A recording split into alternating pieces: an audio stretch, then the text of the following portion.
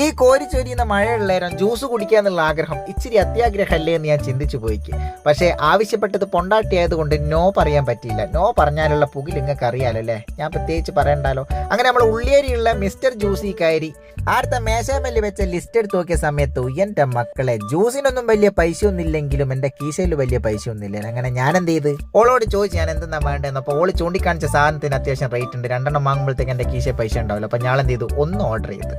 അങ്ങനെ അത് ഓർഡർ ചെയ്ത് വെയിറ്റ് ചെയ്യുന്ന സമയത്ത് ചുറ്റും നോക്കിയാലും എന്ത് രസമാണെന്നറിയോ, അവിടെ ഇങ്ങനെ അറേഞ്ച് ചെയ്തിരിക്കുന്നതൊക്കെ കാണുക. ചെറിയൊരു ജ്യൂസി ഷോപ്പ് ആണെങ്കിലും സംഭവം കളറാക്കിയിട്ടുണ്ടോ, ഉഷാറായിട്ടുണ്ട്. അങ്ങനെ അടുത്ത കാഴ്ചകളൊക്കെ ഇങ്ങനെ കണ്ടുകൊണ്ടിരിക്കുന്ന രഥമക്കളെ വന്നിക്ക് മാംഗോന്റെ ഒരു അടിപൊളി സാധനം, ഒരു സ്പൂണും ഒരു ഗ്ലാസ്സിലെ സാധനം. സ്പൂൺ അങ്ങോട്ടും ഇങ്ങോട്ടും പിടിച്ചിട്ട് ഞങ്ങൾ തിന്നൽ തുടങ്ങി.